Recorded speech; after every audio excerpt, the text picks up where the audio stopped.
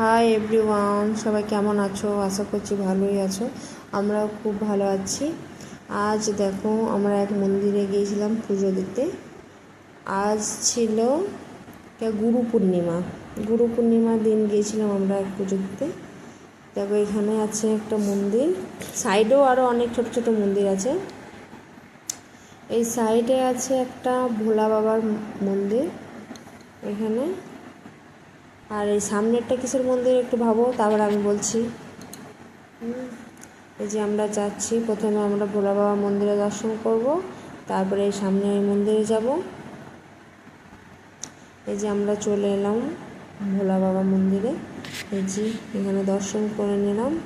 তারপরে এবার আমরা যাব সামনে যে মন্দিরটা দেখাচ্ছিলাম সেই মন্দিরে। এই যে আমরা যাচ্ছি, এই যে হাতে একটু সব জল নিয়ে নিল। এই যে আমাদের ফুচকুটা ক্যামেরা ঠিক করে ধরতে পারেনি, তাই একটু গন্ডগোল দেখতে, প্লিজ কিছু মনে করেন না। সব প্রণাম করে ট্রাম করে নিল। এই যে চলে এলো আমাদের মন্দির, রাধাকৃষ্ণের মন্দির। এই যে কত সুন্দর জায়গা, কত সুন্দর লাগছে দেখতে রাধাকৃষ্ণ। তারপরে আমরা চলে যাব আর একটা মন্দিরে।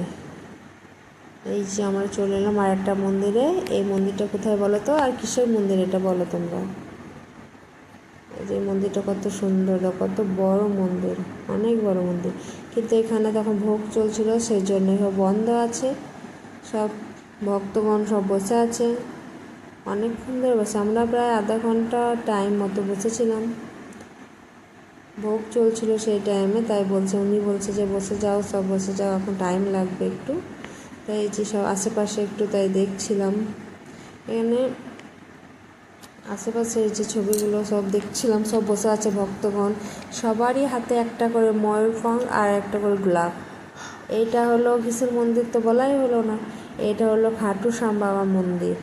খাটু শ্যাম বাবার খুব প্রিয় জিনিস হলো গোলাপ ফুল আর ময়ূরপঙ্খ, এই দুটো খুব জিনিস পছন্দ। যারাই এখানে পুজো দিতে আসে তারা ওই জিনিস দুটোই নিয়ে আসে।